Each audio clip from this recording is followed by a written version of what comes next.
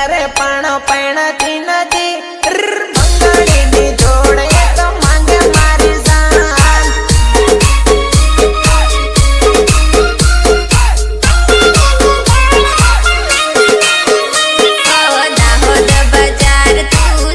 Hello મિત્રો, આજના નવા વિડીયોમાં તમારું સ્વાગત છે। આજના વિડીયોમાં તમે જે મારા સ્ટેટસ જોયું તેવું સ્ટેટસ બનાવવા માંગતા હોય તો તમે વિડીયો પૂરો જોજો અને ચેનલ પર ન હોય તો ચેનલને સબસ્ક્રાઈબ પણ કરી લેજો। ચલો મિત્રો, આજનો વિડીયો સ્ટાર્ટ કરીશું।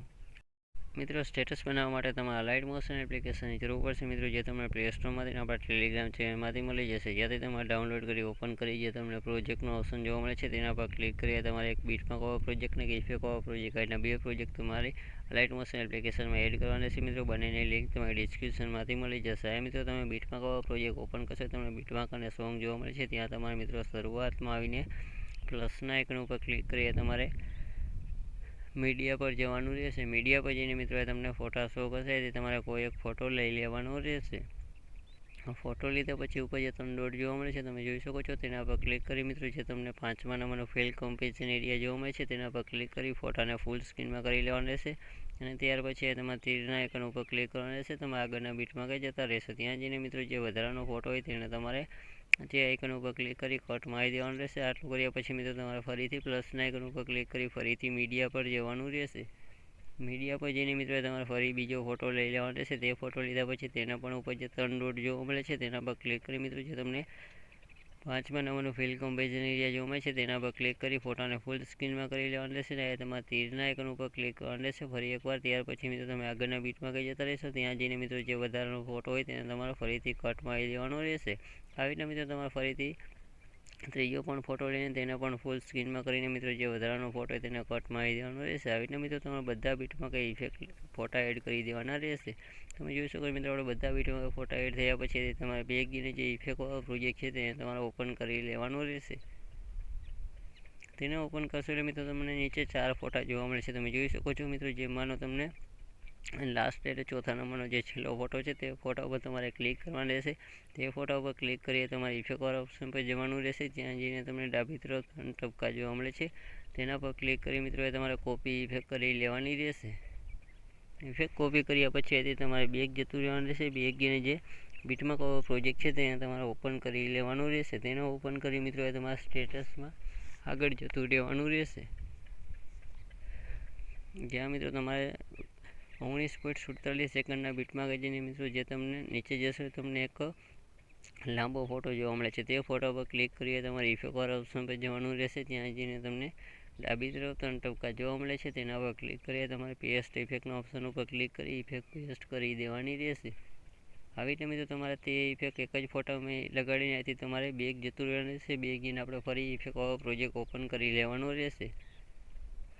તેને ઓપન કરી મિત્રો તમને જે 3જા નંબરનો ફોટો જોવા મળે છે તમે જોઈ શકો છો, તે ફોટા ઉપર ક્લિક કરી તમારે ઇફેક્ટવાળા ઓપ્શન પર જવાનું રહેશે।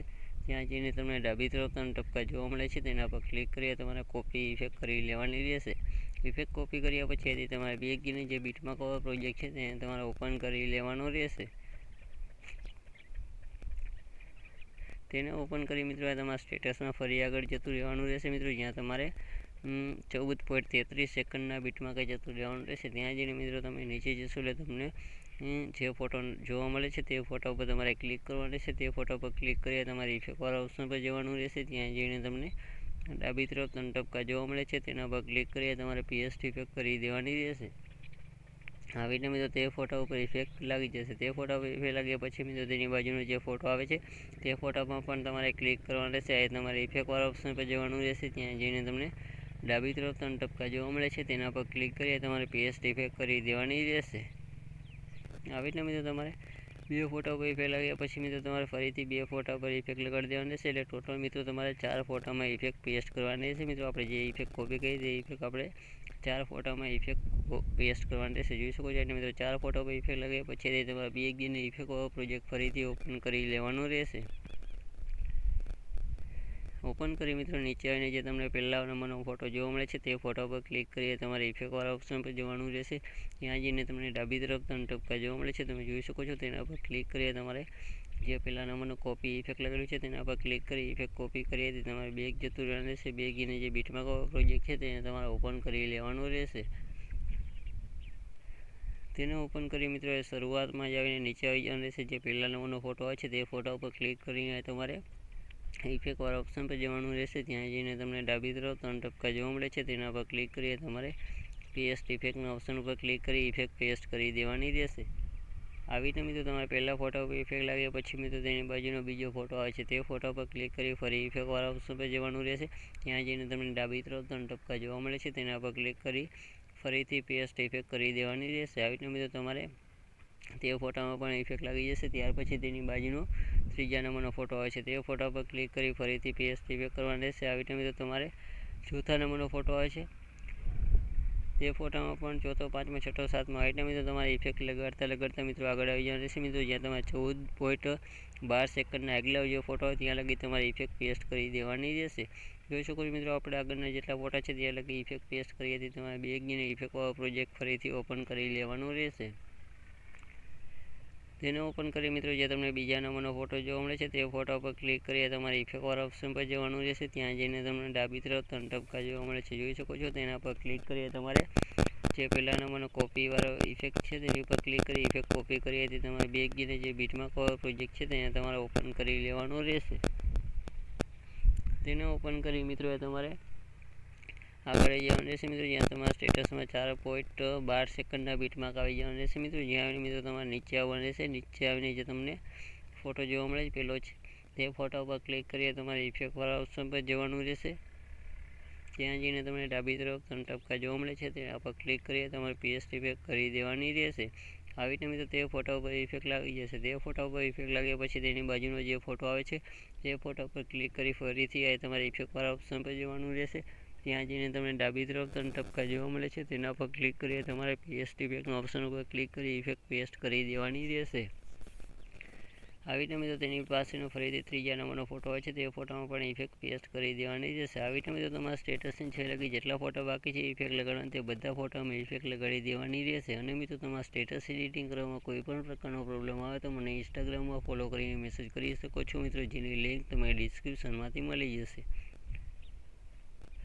આવી રીતે મિત્રો તમે જોઈ શકો છો મિત્રો આપણે જેટલા ફોટા બાકી છે ઇફેક્ટ લગાડ્યા નથી તે બધા ફોટામાં ઇફેક્ટ લગાડી દેવાના રહેશે. મિત્રો તમે જોઈ શકો છો મિત્રો બધા ફોટામાં ઇફેક્ટ લાગી છે. ત્યાર પછી તમારે બેક જઈને ઇફેક્ટવાળો પ્રોજેક્ટ ફરીથી ઓપન કરી લેવાનો રહેશે. તેને ઓપન કરી ઉપર જે એક પીએનજી બોર્ડર અને શેપ 3 લેયર આપેલી છે તે 3 લેયરને તમારે આ રીતના કોપી કરી લેવાની રહેશે. આ જે આઇકન છે તેના ઉપર પ્રેસ કરી રાખશો એટલે રાઈટ આઇકન થયા પછી જે ચોરસ બોક્સ છે તેના પર ક્લિક કરી જે ત્રીજા નંબરનું કોપી 3 લેયર લખેલું છે તેના પર ક્લિક કરી 3 લેયર કોપી કરી હતી તમારે બેક જઈને બીટમાર્ક વાળો પ્રોજેક્ટ ફરીથી ઓપન કરી લેવાનો રહેશે. તેને ઓપન કરી મિત્રો તમારા શરૂઆતમાં રહીને જે ચોરસ બોક્સ જોવા મળે છે તેના પર ક્લિક કરી જે ચોથા નંબરનો પેસ્ટ 3 લેયર લખેલું છે તેના પર ક્લિક કરી 3 લેયર પેસ્ટ કરી હતી તમારા સ્ટેટસમાં છેલ્લે જતું રહેવાનું રહેશે. છેલ્લે જઈને મિત્રો જે શેપવાળી લેયર છે તેના પર ક્લિક કરી જે બીજા નંબરનો ઓપ્શન છે તેના પર ક્લિક કરી શેપને છેલ્લે લગી ખેંચી લેવાની રહેશે. આ રીતના મિત્રો પીએનજીને આ રીતના બોર્ડરને પણ છેલ્લે લગી ખેંચી લેવાનું રહેશે. આટલું કરશો એટલે મિત્રો તમારા સ્ટેટસ બની જશે. તેને મિત્રો તમારે સેવ કરવા માટે ઉપર જે તમને સેટિંગની બાજુમાં ચોરસ તીર આઇકન જોવા મળે છે તેના પર ક્લિક કરી તમારે એક્સપોર્ટના ઓપ્શન ઉપર ક્લિક કરી દેવાનું રહેશે. ચલો મિત્રો આજના વિડીયોમાં આટલું જ હતું. આપણે નેક્સ્ટ વિડીયોમાં નવા ટોપિક સાથે મળીશું.